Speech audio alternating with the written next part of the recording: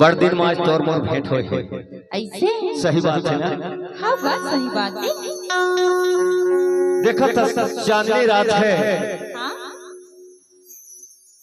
और आज तोर मोर मुलाकात है। हाँ 2 दिन के बाद है अतका सुखर ये मौसम में मोर मन हर ना एक ठन बात सोचे हवे। काय बात सोचे है? बात ये है कि तोर से मुला ना दरिया गाय के मन हुआ है ऐसे तो ठीक है ना।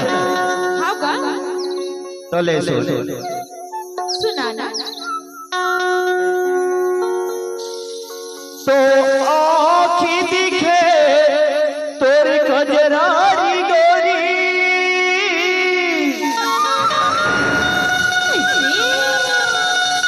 काजर का पर लगा थस वो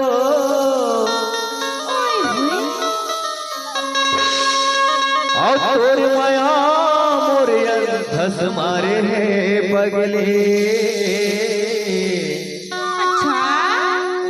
तयद का पर साथस वो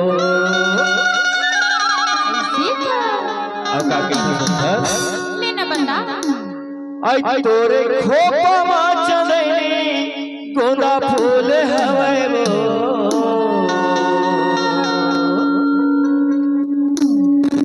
जोरदार ताली बजा दीजिए दोस्तों।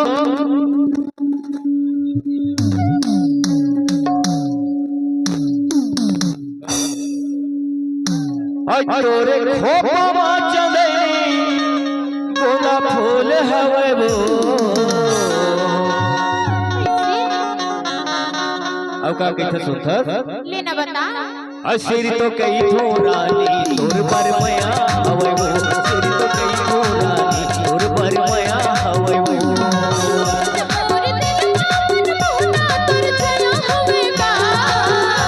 ऐसे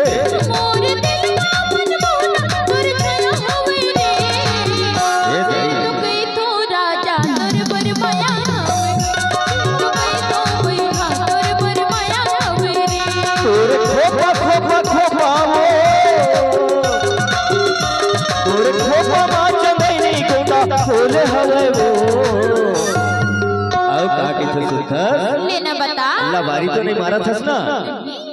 सिर तो कई थो रानी तोर पर मया हवे वो सिर तो कई थो रानी तोर पर मया हवे वो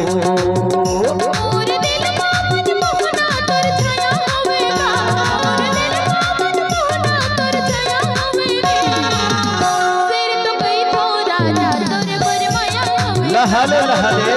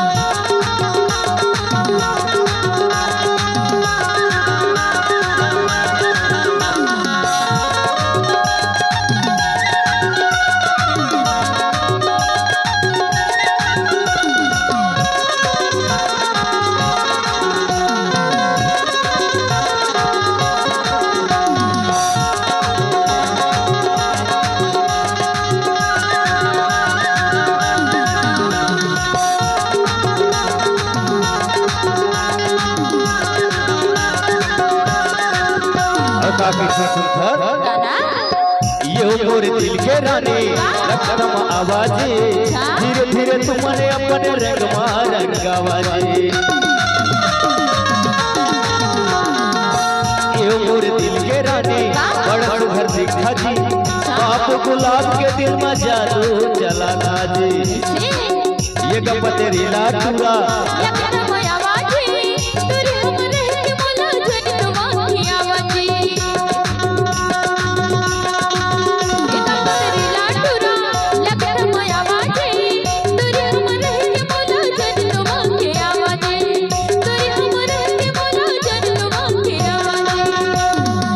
अब का कहते सुनथर लेना बता ऐ तोर मोर जोड़ी श्री ब्रह्मा के लिखे हवै वो